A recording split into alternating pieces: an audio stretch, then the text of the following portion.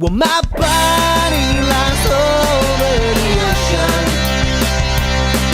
My body lies over the sea.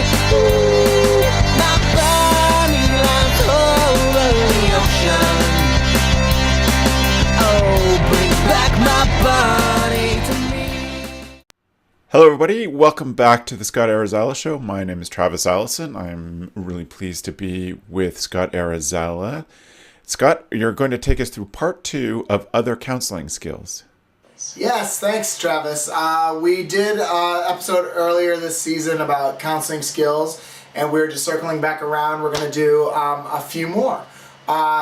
So we've done a lot of different ideas on the Scott Arizala Show that can fit well into your staff training and things that we think are good for us to sort of teach and train on. Here are just 4 more ideas that we're going to kind of sort of quickly breeze through, kind of riff on a little bit, and hopefully you can take something away for your training and for the ideas that you present to your staff.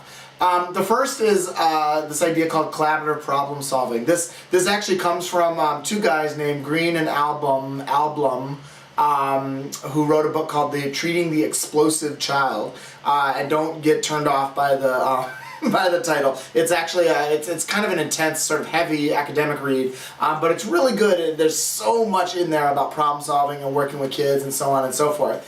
They kind of came up with an idea called collaborative problem solving, which just takes a familiar but different approach to working with campers that are having issues, having a hard time, particularly those that are having issues and conflict with each other. And so one of the underlying premises behind underneath collaborative problem solving is really engaging kids to make the decision to come to compromise, make the decision and the commitment to say, I'm going to sort of meet somebody part way on this or compromise to get to a solution, and then be able to say kind of out loud what I need or what I want out of this. And they literally train staff to say, and as do I, to ask the question out loud when you're working with a camper in conflict about what is it that you want? What are you trying to get? What do you need out of this conversation or this moment? And it's frankly, a kind of refreshing question to ask kids, because not a lot of adults do that. We assume a lot of the times we know what they want, and sometimes it's quite refreshing to hear from the kids' mouths what exactly they want, because it's not always as intuitive as we think. And when they can feel empowered to say, hey, I'm having this issue on the basketball court with this group of kids, with this counselor, with camp in general, and somebody has asked me, well, what do I want out of this? It can be quite empowering to then say, okay, if that's what you want, how can I help you work towards getting that? Because it seems like the choices that you made haven't gotten you what you wanted, right? And it's just a different kind of framework when it comes to problem solving. So including those ideas of getting commitment to compromise, getting commitment to solve the problem, and saying, is this a problem you want to solve? And then what do you need? What do you want? And really the hiccup in that kind of approach is, or at least what a lot of young people will identify as the hiccup is, well, what if they say, no, I'm not willing to compromise, or I'm not willing to solve this problem? And then it's like, well, it's probably too early on in the problem. They're probably too sort of emotionally still high. I don't know very many kids that when they're totally calm and relaxed would say something like, no, I like having issues and conflicts. I don't really want to solve that problem. Kids aren't that irrational. So getting that buy-in and sort of moving from there. And when it comes to things happening in a day with your kids in your cabin, your day camp group, however it is, what do you advise, Scott, for counselors offering choices to their kids? Oh, choices. This is probably one of my favorite things to talk about and teach during training, because it's an absolute skill to be able to thread the needle on offering choices, right? There's the 2 examples I always use when I talk about choices is I talk about being in an IKEA and being at the airport, because they're two really great examples of too many choices and too few choices, right? Like if you've ever been to an IKEA before, you know there are far too many choices in an IKEA, and I've actually seen people kind of like, like blow a fuse in an IKEA, because you go for like an office chair or whatever, and there's 400 office chairs, and they're all you like them all, and it's just like overwhelming to be in there. Like the way they sort of walk you through, they have this like map to get you through the store. I mean, it's just the whole experience is kind of crazy. It can be crazy making. And then the opposite is also true, right? At the airport, where you're like so locked down that you have no choices, right? And you're not even allowed to like question the things that are going on. It's like you walk through the thing and they're patting you down, and you know what I mean? You just like, you have no choice, right? And so again, the same thing is often true. Like if you go to an airport when there's any kind of weather issues or anything, you watch what happens and people just like unravel. I mean, people like cannot deal with the lack of choices, right? And they're screaming at people who don't have anything to do with anything, right? This poor woman or guy behind the counter you're screaming at, like they have no control over what the weather is, or what the air, what the pilot said about the plane or whatever, right? So point being is that I use those as examples to say, okay, we don't want to give kids too many choices that are overwhelming and put kids in that space of like not being able to make a choice because there's too many. We also don't want to put kids in a situation where they feel such a lack of control and no choices that they just want to sort of rebel. We want to give them enough control that we sort of split the difference. So, the question is really how to do that. And I would say probably the number one technique to giving kids not only the appropriate amount, but the appropriate kinds of choices is to get to know your kids individually. There are going to be some kids that you can take to arts and crafts. You can lay out all the material and all the different things, maybe there's some projects, maybe there's some junk box. We always used to call it a my camp junk box, but junk box choices, whatever, and just say, great, choose. And then you have other kids that you're gonna have to walk in, and you're gonna say, you can do the birdhouse, or you can take the paint and make a paint project. Which one are you gonna do? Right? And that one kid thrives in the kind of environment where they have two clear choices. And kid B thrives in the kind of environment where they get to sort of step back, see the whole picture, and then choose to engage on the one level that they want to engage in. The only way you know how to do that is if you know your kids individually. And I think it's funny watching new counselors who are introduced to this idea of choice trying to force the decision. So you can either come with me and rejoin the group, or you can go sit in the mud and be cold. And you're like, those aren't choices. You're just railroading them into doing what you want. You need to offer them something that you both can accept the choices. Exactly, and it's so funny you bring that up, because there's that happens time and time again. That happens with parents. My wife and I were sitting in a restaurant. This is a long time ago, but once, and we could hear the couple or the family behind us, and one of the kid wanted pancakes or something, and the waitress came and said, "Oh, I'm so sorry, we're out of waffles," or whatever the kid wanted, and he started to cry. And the dad said, "Okay, well, how about nothing? How about nothing will be your choice for breakfast?" And we just laughed at each other, because it's like, well, that's not a choice. You get, that's not, and it's exactly what you're talking about. It's sort of railroading a kid into like choosing the one thing. And it's fine when there's, let's be clear about choices. It's fine when there's not a choice. It's fine when this is the thing that we're going to do, right? Like, do they have a choice about whether or not we go to arts and crafts? No, that's what's on the schedule. We're going to arts and crafts, right? Then maybe what we can do is get creative about what kind of choices or control we can give them. What are you going to do when we get to arts and crafts can probably be their choice, right? A lot of, just like what you were saying, Travis, a lot of new or young counselors also kind of get freaked out about choosing to do nothing. Like, I'm going to choose to sort of sit out of this game or sit out of this activity, right? And while, of course, we don't want that to be sort of really negative kind of withdrawal, and that can be there can be a whole host of other things going on in that moment.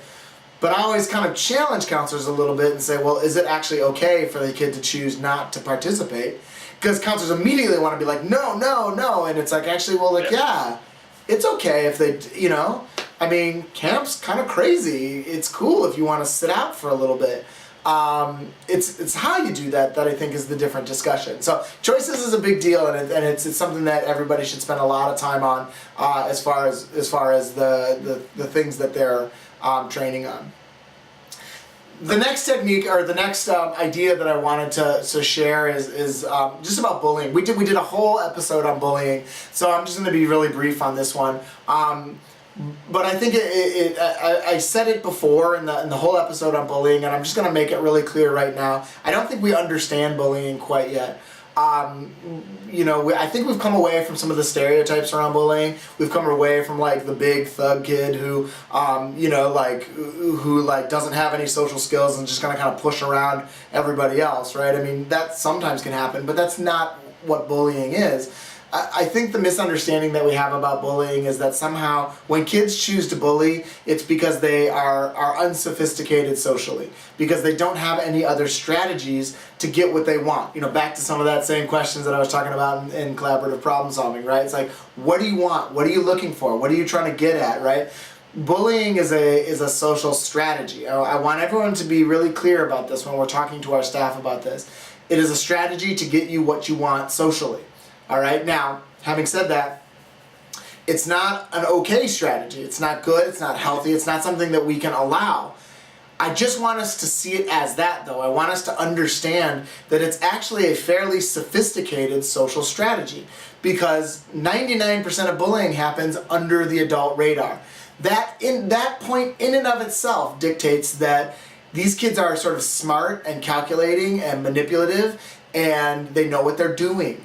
Right? And so I think we just have to be more real about bullying. I want us to understand bullying really for what it is. And the final piece that I'm going to say about bullying, and this makes people really uncomfortable, and I'm sorry if I'm going to make you uncomfortable when I say this. And again, I want to be very clear. I'm not saying bullying is okay, but what I do want to say is that bullying works as that social strategy. More times than not, kids are getting at least some of what they are looking for and what they want when they bully other kids. And I think that's the point at which we have an opportunity as adults to kind of insert ourselves and break the cycle a little bit. If we can figure out what it is that they want and help them either get that a different way or help take that away by empowering the other kids around that bully to take away some of the social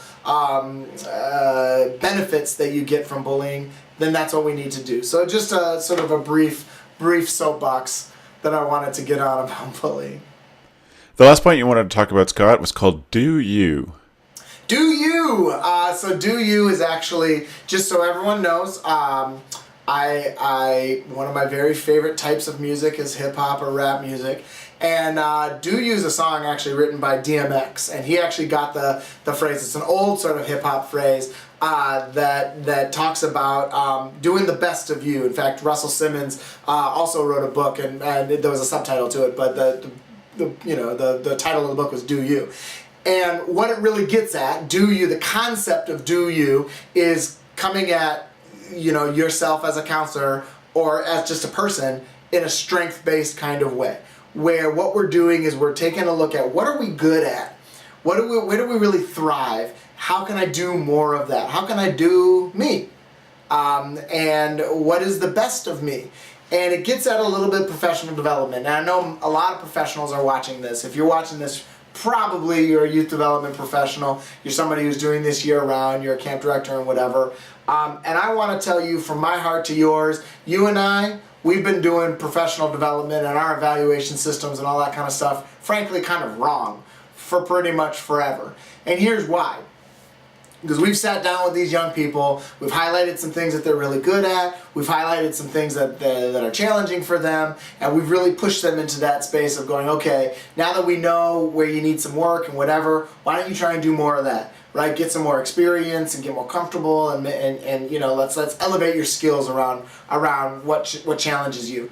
While that is totally intuitive, and I get it, and I want to push young people in that direction as well, I think it's just wrong. What are we trying to do? Even for those of us who run the longest programs out there as far as summer programs, I mean, the 12, maybe 14 weeks max, right? That's the entire summer, right?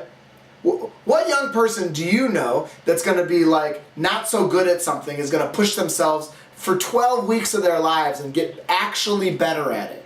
right? They might get minimally better at it. They will certainly be more comfortable with it. They'll have more experience with it. But are they going to be actually better at that? I mean, that's arguable. Maybe, and maybe you've seen it, and good on you if you have, because that means you have supported them in a way, you've given them resources in a way that I don't think I have ever been able to.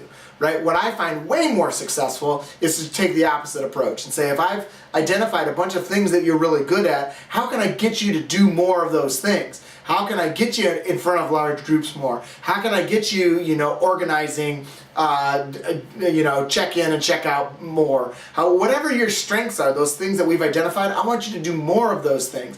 Because chances are, not only you're really good at those things, but you're really interested in those things, and we may have an opportunity to link some of the things that are more challenging to you to those strengths. And then, of course, if you're in a space where you're feeling really good, you're feeling totally on top of your game, it's way easier to hear that you struggle with something, and it's way easier to put some energy there because you're in that space of feeling so good. So I know I'm turning a lot of how we've done things in the past on your ear, but when it comes down to like counseling skills, that's one of the things that I want every single one of you to push your young people into and say, what are you good at? What just fills you up? Go do more of that. Well, thank you, Scott, for some awesome tips and ideas on other counseling skills to work on with our staff. My name is Travis Allison from camphacker.tv. It's been a pleasure to be with you today. I hope that you will click the subscribe button on the YouTube channel and join us as we bring up the rest of this series in the Scott Arizala Show. Thanks, Scott, for having me. Thanks so much, Travis. I appreciate you being here. My name is Scott Arizala. If you want to check out more about what I do, you can check out my website at thecampcounselor.com. I've also just launched a brand new staff training resource and membership service on my website. It's called the Camp Counselor Insider. You can check that out at thecampcounselor.com/insider. And there you'll be able to find not only a lot of great material, but also the MP3s of the first season of the Scott Arizala Show. Well, thank you so much for watching. We really appreciate all of you tuning in, and we'll see you next summer.